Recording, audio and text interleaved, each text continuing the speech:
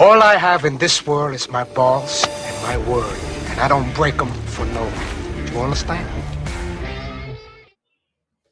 G'day guys, Chaos Chronicles. Alright, so funerals in jail. Can it happen? So someone asked me, if one of my family members dies while I'm in prison, am I allowed to go to the funeral? I mean, and the short answer to that is yes, but there is absolutely things that will have to happen before that yes happens. So it's not just a can I go, yes sir, no sir. You obviously have to go through a whole heap of not tests, but they're going to check your background. They're going to see if you've been punching on, if you've been fighting. They're going to see if you've been throwing dirty urines or anything like that.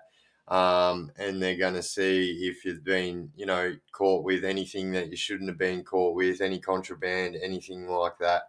But basically, what it comes down to is your security rating. So everybody that goes to jail gets a security rating. And so basically, everyone will start off as an A, and then you will progress down as you go to a C. So obviously, and then you go, if you're a B rating prisoner, you usually go to a B rating medium prison. If you're a C rating prisoner, you usually go to a C rating minimum prison. And if you were an A prisoner, obviously you go to maximum security. But also they've got what's called an A2 asterisk, which is what I am, which is actually the highest security rating. And so basically I wouldn't be able to go. And that's basically because of me being naughty while I've been in prison. But also, there's going to be things as well that's going to play into it, like your outside charges, whether you've got escape custody, and that doesn't mean escape from jail. That means like, if the police have arrested you and you've ran away or something like that, all those things are going to play on it as well. Um, but yeah, like if you're an A2 asterisk, if you've got an asterisk beside your name, it basically means that you've been naughty, and because of that, you probably won't be able to go just because of that. So it really comes down to what security rating you are, and then yeah, you will put in your application to go, and then that'll get assessed by a whole group of people like security from the jail, the collators, the GM, screws, this and that.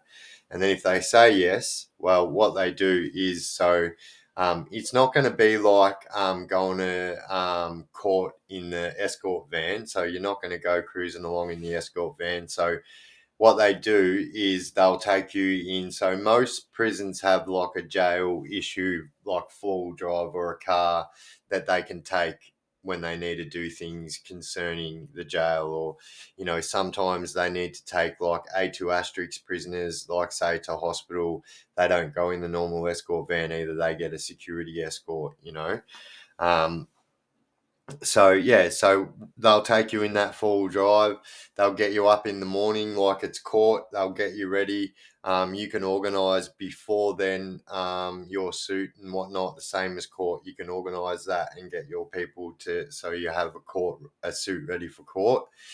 And then so they'll get you ready, and then they're going to take you to the funeral in that car.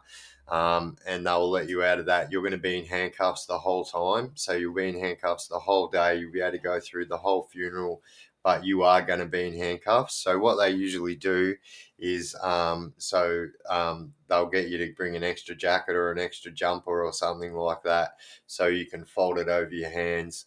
Because like this is people's lasting memory, and I know myself personally, I wouldn't want my people's last memory to be of me in handcuffs, because people would remember that.